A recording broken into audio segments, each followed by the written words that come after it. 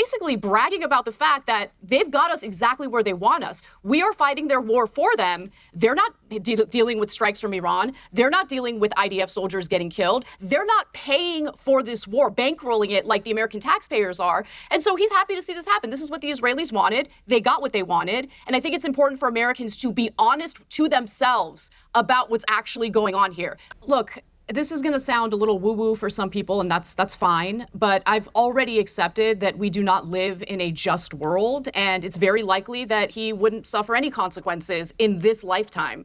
But if you take a look at his recent appearances, he's very sick. You can tell. He's lost a lot of weight. He's pale. I know that he had some bout with cancer. He claims he's conquered it. I don't believe him.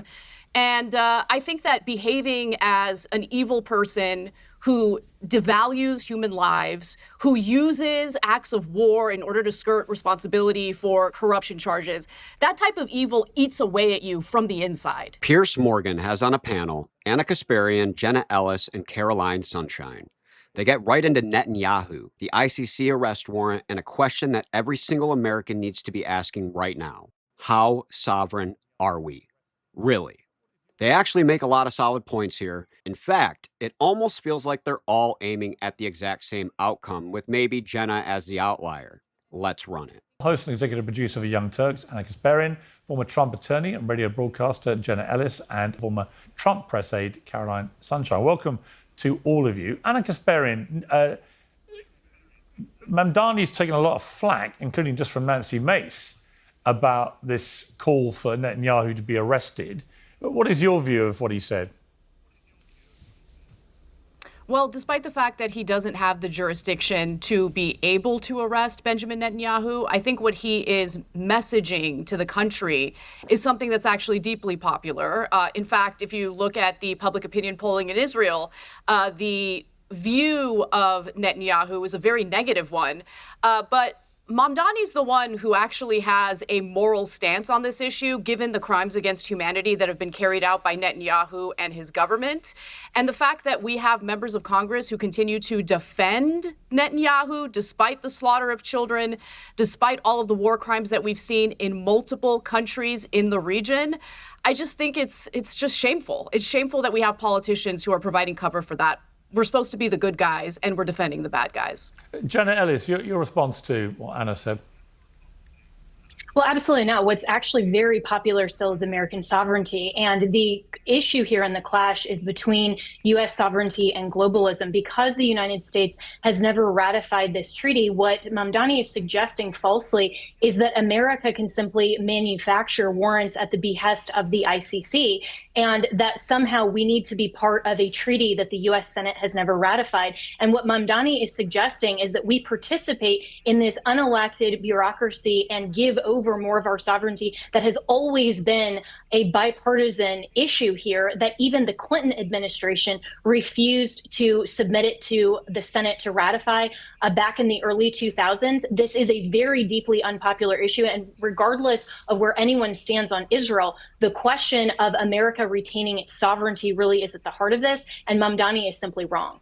Okay, Caroline Sunshine, I mean, Mamdani... That's ironic because we are not a sovereign country. We're not a sovereign country. We actually are. The whole reason why yes, you we have are still the ruled by the U.S. Nancy Maces Constitution. of Congress basically providing cover for literal war crimes and crimes against humanity is because our Congress is bought by Israeli interests through the Israel lobby. But that's okay. I mean, some forms of totally sovereignty false. violations are apparently okay. No, it's not about sovereignty violations because Palestine is not a recognized state. The ICC recognized them for purposes of being able to ratify the ICC and claim jurisdiction, but even that is debated within the ICC. So Israel, if it believes under their own law that Netanyahu personally is responsible, needs to be held accountable for war crimes, let them prosecute him, not have the U.S. be part and parcel to a criminal court that we don't recognize, nor should we, because we don't want our U.S. American soldiers or our presidents to have to submit to that type of jurisdiction that has never been a part of the U.S. Constitution. It's never been ratified by the U.S. Senate and absolutely would undermine American sovereignty. But listen, this is exactly where Mamdani wants to go because they have tried President Trump in state court, federal court, in the U.S. Senate. There's nowhere else to go but the International Criminal Court. And that's why he's pushing this. This isn't actually about Israel. Ultimately, it's about undermining American sovereignty. We're not talking about Trump. We're talking about Netanyahu. We're talking about but a foreign eventually we leader will be. who is guilty of crimes against humanity. This is not about Trump. I saw the little cute trick you tried to play there. But it depends No, on. but this ultimately Listen, is this is about about undermining messaging American to the sovereignty. world what we represent as Americans. Do we provide cover for modern day Nazis? Or do we actually want to bring those Nazis to justice? And unfortunately, the world that we live in today, where corruption is baked into our system and foreign lobbying groups have the ability to buy off our politicians, we get dragged into wars on behalf of Israel. We get implicated in the war crimes that they commit. And what Mamdani is trying to signal is that there are Americans who disagree with this. There are Americans who have been elected as public servants who are actually against this. They can't be bought.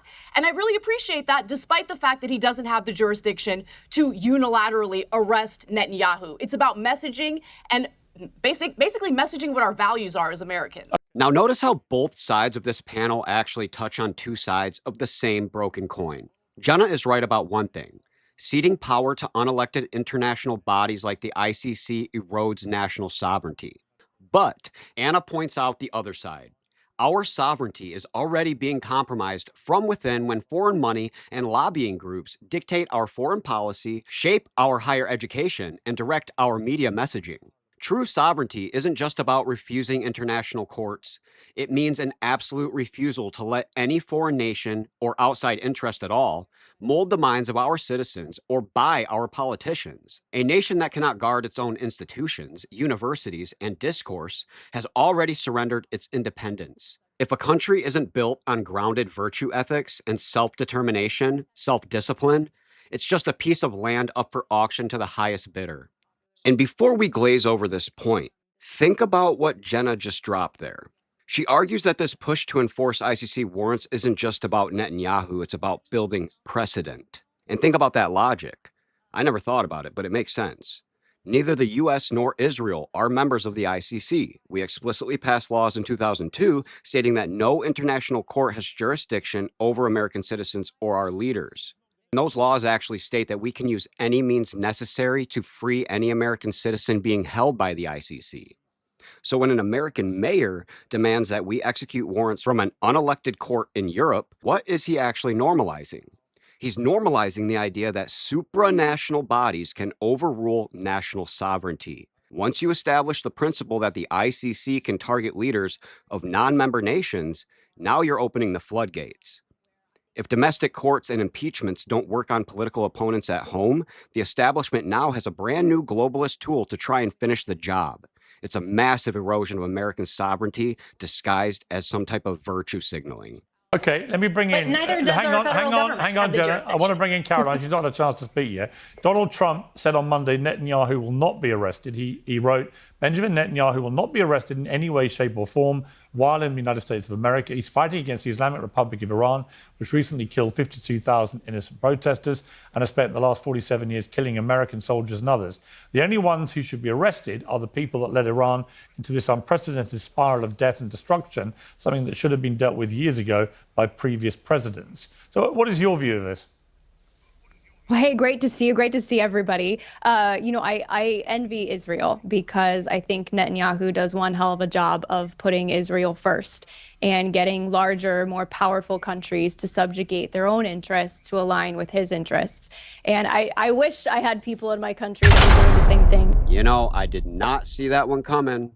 That was a twist, but an accurate twist. Because maybe then we wouldn't be in the most unpopular war in our country's history that the president refuses to call a war. As of yesterday, he called it the Iran military conflict. Is Netanyahu a war criminal? Maybe, maybe not. I still believe everybody in my system is innocent until proven guilty. So that would mean that he would have to go to trial and he would have to go to the International Criminal Court. Let's play it out, right? Let's say he gets a trial, let's say. But he's not going to do convicted. that, is the point, isn't it? He doesn't recognise it either. He thinks it's a load of trumped up charges for political reasons. So he's saying, I want nothing to do with the ICC. America doesn't recognise the ICC. So it's very hard to see how, given those two situations and those two positions, he would ever face a trial by the ICC. I mean, he'll just refuse. Yeah, and what I worry is that it'll just create a political martyrdom effect, where I think the better solution here is what I want is peace and justice in the Middle East. And I think the best way to get that is to withdraw U.S. military aid to Israel. Israel cannot wage war, and it cannot commit war crimes without the aid of the U.S. military. And right now, Netanyahu's not very popular inside Israel, is my understanding. Not too popular of a guy. The interesting thing actually about his poll numbers is personally not very popular, but his military actions against Iran, against Hezbollah in Lebanon, and so on, they are very popular internally. So there's a slight disconnect, and it may explain why he is so aggressively pursuing such an aggressive military strategy. It's that gets him the polling numbers rather than anything he's doing domestically. Yeah, and that's where I say I worry that if there was ever to be any prosecution of Netanyahu, you would create a martyrdom effect within Israel, where you would just essentially get a younger version of him at some point, which is what we've seen in Iran, right? When we took out the Ayatollah, they've had a rally around the flag effect. Martyrdom effects are very real. But I think it would send an important message. I'd like to see how popular the military action is once the U.S. military aid is withdrawn as a result of overstepping boundaries. I'd like to see how those poll numbers do. But I think right now, to the point of sovereignty, just to finish though, we might not have control, to your point, over what goes on in the International Criminal Court. But what we do have control over is a bill that's in the U.S. Congress right now up for a vote, suggesting that the United States military and the Israeli military merge. And I don't see any reason for that to happen. I see that only benefiting, again, Israeli interests, not American interests. And Benjamin Netanyahu, war criminal or not, is very good at getting a much larger, more powerful country to subjugate its own interest to his. And that should not continue. So Caroline Sunshine is absolutely correct. They are trying to merge the U.S. and Israel defenses together. This is called Section 219, and it's a provision tucked into the National Defense Authorization Act, the United States Israel Defense Technology Cooperation Initiative. So what is this NDAA bill? Section 219 creates a special executive agent inside our Pentagon whose job it is to integrate Israeli defense tech like AI, cyber warfare, and counter drone systems directly into our American military programs. Does it legally give them authority to deploy U.S. troops? No. But does it create deep structural dependency where our military supply chains and software are fundamentally tied directly to a foreign power? Absolutely. Lawmakers on both sides, like Thomas Massie and Ro Khanna, tried to strip this out because it erodes American sovereignty. It entangles our defense network so heavily that staying out of foreign conflicts becomes almost impossible.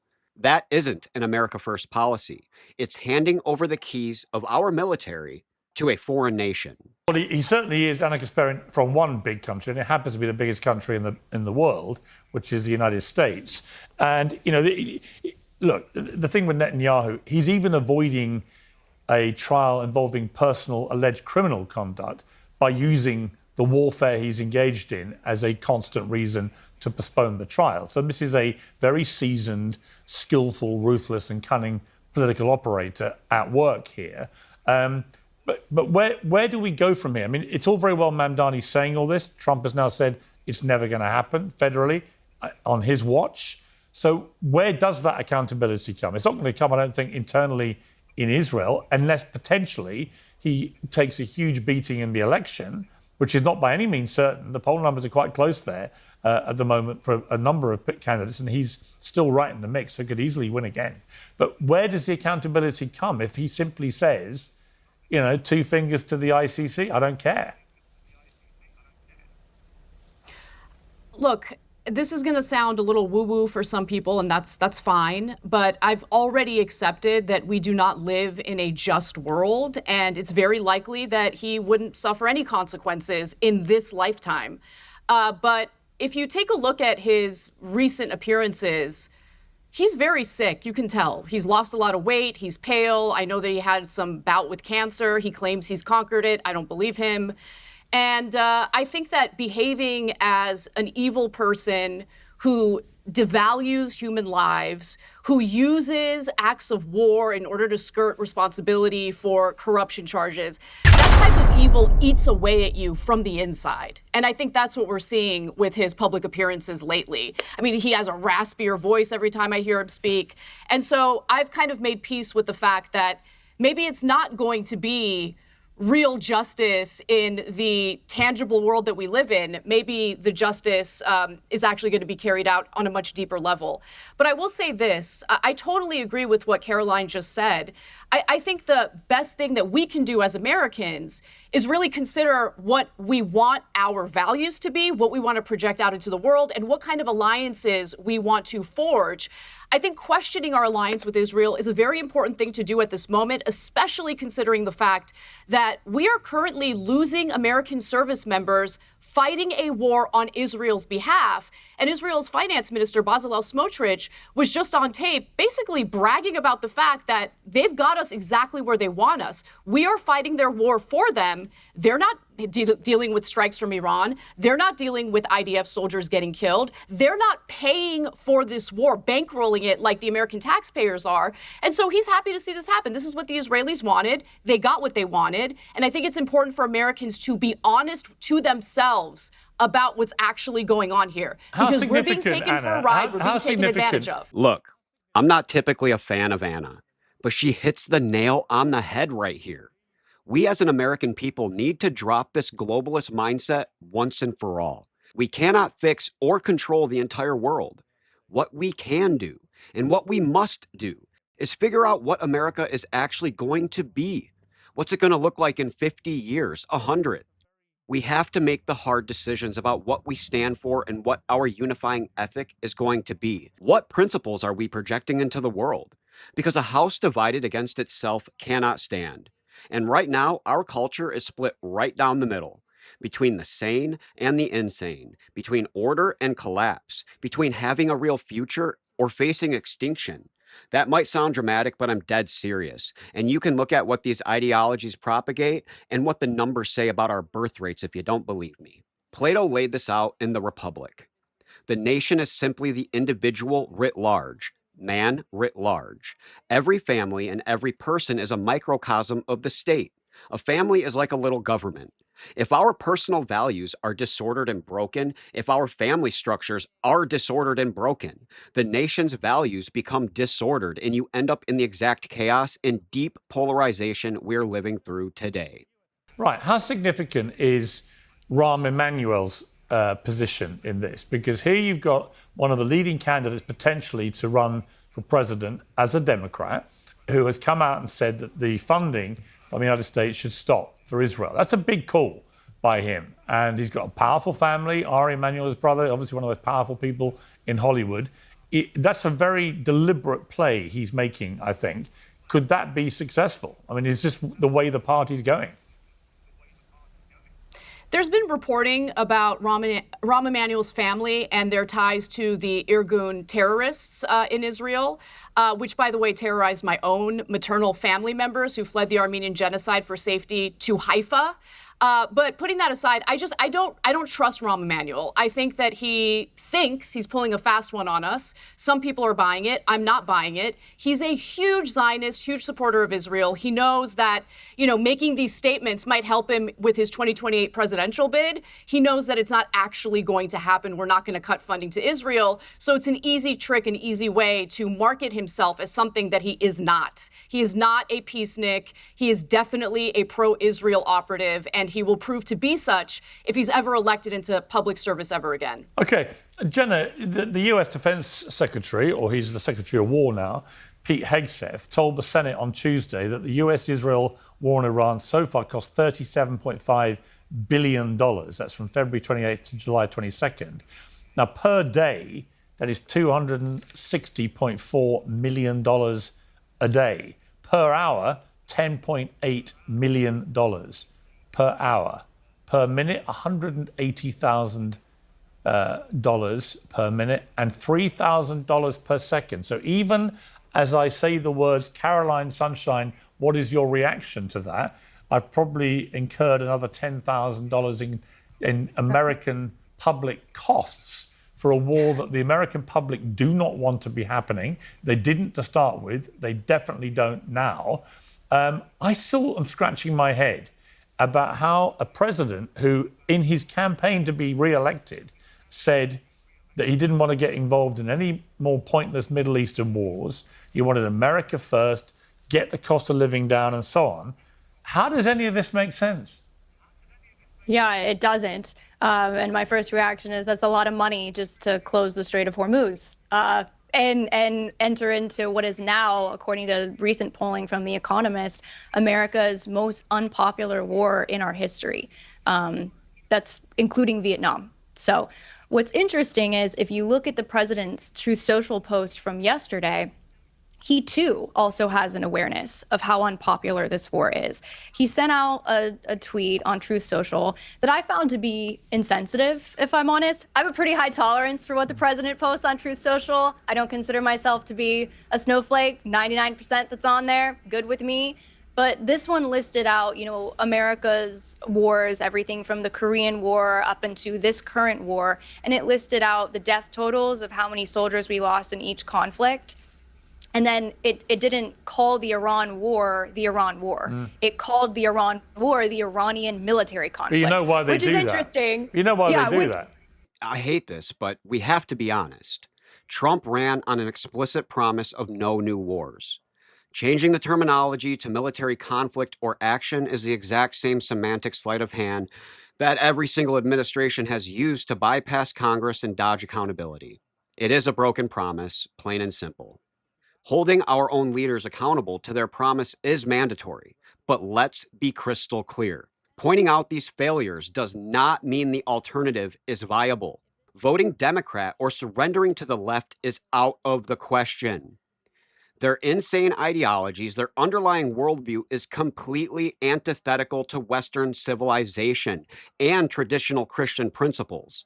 You don't burn down your house just because the current contractor missed the deadline. We critique leadership to demand better, not to hand power over to ideologies designed to dismantle us. They do it because at the moment they call it a war, they have to get congressional approval. And in fact, to be fair to Trump on this particular point, no American president since World War II has called any military action a war for that reason. So Obama didn't, no one does, right? Clinton didn't. They don't do it because that way they can avoid having to seek prior congressional approval.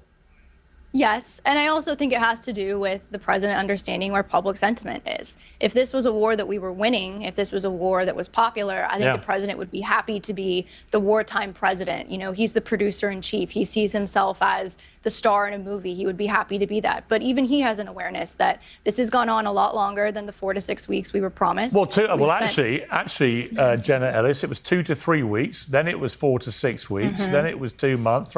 It's all been completely different to how it was sold to the American people and indeed to the world. Pete Hegseth argued that the Pentagon was now running low on cash to keep this war going. And he's asked the Senate Appropriations Committee for nearly $67 billion more to continue the effort. Let's take a look at a clip. Mr. Hegseth, you're requesting roughly $68 billion for the department through this supplemental, correct? 67, yes. You said on day 14, Iran's military had been, quote, destroyed and, quote, made combat ineffective. Yes or no? Was that an accurate statement? What the American military has done to the Iranian military is a historic military defeat, answer the question and they're ineffective under oath? in that context. I mean, they tangle themselves up in this because of all the false promises and pledges that simply haven't been met by reality and continue to be not met by reality. But honestly, Jenna, this idea that the American people, after 4 months of this war that's supposed to last us a couple of weeks, may be in the hook for, $100 billion at a time when gas prices have never been higher. I'm going to California at the end of this week. And, I'm told that gas prices are like twice as much as last time I was there in October. How does any of this make sense? Yeah. And politically, it's so damaging for the Republican chances in the midterm, surely. Well, you can blame Gavin Newsom for that. I live in Florida where our gas prices are actually okay, thanks to Governor DeSantis. But I would much rather the Senate appropriate money to go to keeping Iran away from nuclear capabilities than funding Arab Sesame Street. I mean, this is exactly why Doge was so deeply popular evidence do you when have Trump first retook office. Hold on, let me finish. That's a bold claim. What evidence do you have of that? Let me What evidence do you have? I would rather Iran has have nuclear capabilities that they're pursuing. What's the evidence of that? The point of this mission overall, from the beginning, that was deeply popular, was to prevent Iran from getting nuclear capabilities, and that comes directly from the Department of War. And so, while Jenna, we can debate what is the ongoing, hang on one second. What is the ongoing Hang on one objective? second. How does that square with the President of the United States a year ago, at the end of the 12-day war, announcing to the world that the Iranian nuclear program had been put back, his words, decades? It turned out it wasn't even 8 months. And then suddenly we're supposed to believe the Iranians were about to attack with a nuclear weapon within days, weeks. That's why there was this urgent sense of a need to attack. None of that makes sense. How can it go from being put back decades with this incredibly successful 12-day war, and then within 8 months, we have to launch a fully fledged war? I don't think Trump set out to break these promises or drag us into something endless. I genuinely believe he thought he was doing the right thing. When you have supreme confidence in your own ability to make a deal because your ego is massive, and the intelligence agencies are handing you high urgency reports of weapons of mass destruction, telling you action is required immediately, that's the ultimate trap, dude. He likely believed he was just that good, that he could step in, hit him hard, and wrap it up in a few weeks. Now, whether that intelligence was accurate or whether it was selectively framed by foreign interests or inside the military apparatus is open for debate. But the result is the same. Even well-meaning strength gets funneled into the exact foreign entanglements the system wants. Plus, when you look at what's actually playing out behind closed doors, Trump has been repeatedly trying to pull the plug. He's pushing for ceasefires, trying to cut deals, and looking for an exit before the economic damage and gas prices completely tank us at home. He's got the midterms to think about. He knows this is detrimental. But every time Washington pushes for a way out, Netanyahu stonewalls or escalates the situation. And why wouldn't he? Netanyahu's political survival depends on keeping Israel on a war footing. The second the dust settles, his coalition collapses, domestic investigations heat up, and his trial resumes. So while America needs an exit, foreign leaders benefit from an endless war. And that brings us back to the core issue. This is what happens when you lose national sovereignty. When our foreign policy is tethered to another nation's internal political survival, we aren't the ones calling the shots anymore. They are. Let me know what you guys think in the comments. Well, I don't think it's a fully fledged war, but I think that intelligence, of course, can change. I think he's right to call it a conflict, and the longer that it continues, it's a war. The more that Americans, but we've also been told it's been going on for 47 years. Here. It's a 47-year war. How many times have I heard that talking point on television? The fact that intelligence can change is the fact that the Secretary of War said that the intelligence changed, and we have no evidence to the contrary to disbelieve that the Department of War thought that there was a national security threat. And when our government is telling us that Iran, U.S. and I'm just curious what your source is. Have you looked at everything? Have you looked at everything that the Pentagon has seen? Were you sitting in this situation? That Iran don't talk over each other, because we can't actually hear either of you if you do that. No, So the point, though, is that while we can debate the ongoing conflict or war, whatever you want to call it, yes, Congress hasn't specifically declared war, but you're right, Piers, of the history of the American history of this. I don't think that actually the president needs to have congressional approval at this point for it, but we can debate those ongoing issues. But the fact that this is still a matter of national security, the fact that this appropriation continues, it may, to your point, affect the midterms unless the White House can message this. But I disagree with Caroline in this respect. I don't think that President Trump actually wants to be a wartime president. He wants to be the peace president. What he actually thought he could do was to go into the Iranian government and actually negotiate this memorandum of understanding that clearly didn't happen because Iran calls the United States the Great Satan. I don't think that and that one particular point, I disagree with the administration that was ever a possibility. So Jenna, out of interest, if the sole mission statement, and the mission statement has changed dramatically in the last few months, but let's assume for a moment's sake that Donald Trump's when he says it was all about the nuclear capability, stopping them having a bomb. Okay. As far as I last checked, the Iranians still have every single piece of their enriched uranium. All of it. None of it's been secured. So what does victory look like to you? If they maintain the enriched uranium, they keep it. If they maintain control of the Strait of Hormuz, if the Ayatollah who was killed has been replaced by his son, who's even more hardline, if the IRGC remain in a tight grip on their country, which is why no one's been rising up to protest, if all those things are still in place when the United States pulls out of this, would you say that the conflict, whatever you want to call it, has been a spectacular failure? Because I'll play this tape back to you when that moment happens. Is appropriate, and I'm not sure that it is. I have been asking that same question in answer to on my my daily question, radio program. What is the objective? Right, but if it ends with the Iranians keeping all their enriched uranium and their regime in place, and the Ayatollah simply replaced by his more hardline son, and there are no protests, and they have control of the Strait of Hormuz, would you accept it's been a terrible failure? I would not say that would be the appropriate conclusion, which is probably why we are still engaged in this conflict to ensure that we don't leave Iran in that situation. But the entire point here of there's been an assumption on this panel going back to Netanyahu that he is actually guilty of war crimes and that he needs to face justice and accountability for what? For defending his national sovereignty? Well, there's one way. Do we all not remember? You know the reason I think he might be? Just a little hunch Your I have. Your anti-Semitism is disgusting. So anti-Semitism is disgusting, yeah. Right. But criticizing Netanyahu. She called me an anti-Semite, by the way. Well, criticizing Netanyahu's government. Do you think I'm an anti-Semite, Piers? No, I don't, no. Oh, because I'm criticizing someone who's responsible for the mass slaughter of innocents. No, you're I'm an anti-Semite. I don't know if you really want to. I don't know if you want to perpetuate that message. That's not a great message. And then, whenever you question whether these endless foreign commitments serve American citizens, the immediate reflex from the political establishment is to throw around weaponized labels calling people anti-Semitic or un-American or racist. We need to ignore those cheap narrative shields entirely. It's voodoo magic meant to keep you silent. This isn't about hatred or any type of race. It's about civilizational integrity. If asking, how does this protect American borders, American families, and Western order is taboo, then the game is rigged to ensure we never put our own people first. You're literally marketing that anti-Semitism is a good thing.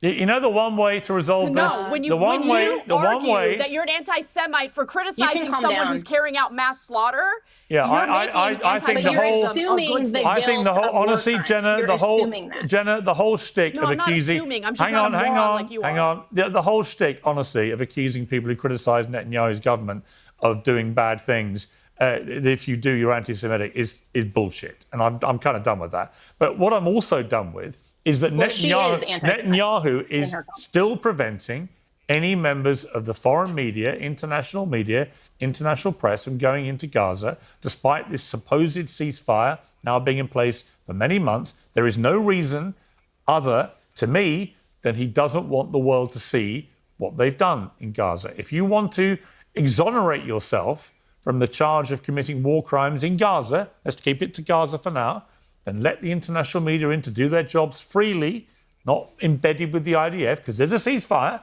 shouldn't be any risk to journalists. Let them do their job, and then we can all decide, based on their reporting, whether there's been war crimes. And the reason that he doesn't, the reason Netanyahu won't, the reason Netanyahu won't let it happen, the reason Netanyahu won't let people in do you think freely, you'd be unbiased, is because Jenna?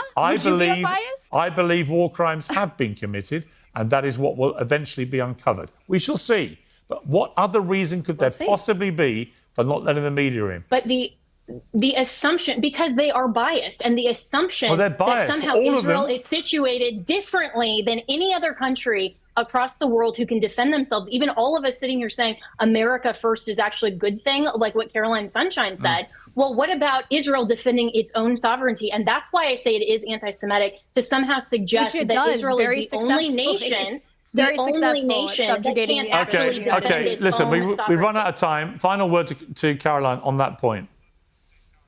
Well, Israel has an absolute right to defend itself. But if If those goals don't align with the goals of the American people and the American government, the American people are not obligated to subsidize those goals. Okay. Israel absolutely has a right to defend itself. We are not obligated because of that right to defend it. Exactly. Okay, we've got to leave it there. Thank you all very much indeed. Now look at how this panel wraps up on the topic of Gaza and the international press. Piers asks a very simple question. If everything is above board, why won't Israel allow independent international journalists in to report freely? And what does Jenna do? She tries to deflect by claiming the entire global media is biased. Piers calls it out immediately, rightly so, because it's totally illogical to claim that every single independent journalist on Earth is somehow part of a coordinated hit job. Let's be honest. When you completely block independent reporters from seeing the ground, there's usually only one reason. You're trying to control the narrative and hide what's actually taken place. Now let me be crystal clear about where I stand. Israel has an absolute right to exist and defend its own borders. Israel should be Israel first. That makes total sense for them. But as Americans, we are under zero obligation to subject ourselves to Israeli subjugation or any other foreign nation's agenda. America first isn't about hatred or hostility. It's about basic self-determination, self-preservation. If every nation took care of its own home first, the world would be a much more stable place. At the end of the day, all these foreign entanglements need to end. Whether this continuous push towards escalation is just pure incompetence or whether it's a calculated play to spark a global conflict in order to erode the last ancient structures standing in the way, the family, traditional faith, traditional virtue. But hey, that's just speculation and conspiracy, right? Either way, the takeaway is identical. Foreign entanglements and outside interests shaping and molding Americans have to stop if we are ever going to have a fighting chance. I don't know about you guys, but I work my ass off every single day, and sometimes it seems pointless. The reality is, I'm probably going to be doing this for the rest of my life, and honestly, I'm completely fine with that. If it means something, if I'm part of something, if I'm part of building something bigger than myself. But when America stands divided into 100 different teams, pulling in 100 different directions, it's just draining. It makes it that much harder to find something real to stand on and something real to fight for. We need to wake up, pull back from these foreign distractions, and start ordering our own house. Get our house in order.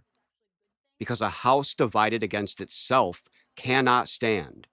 Let me know your thoughts down in the comments. I appreciate you guys watching, and I'll see you in the next one. Stay unchained.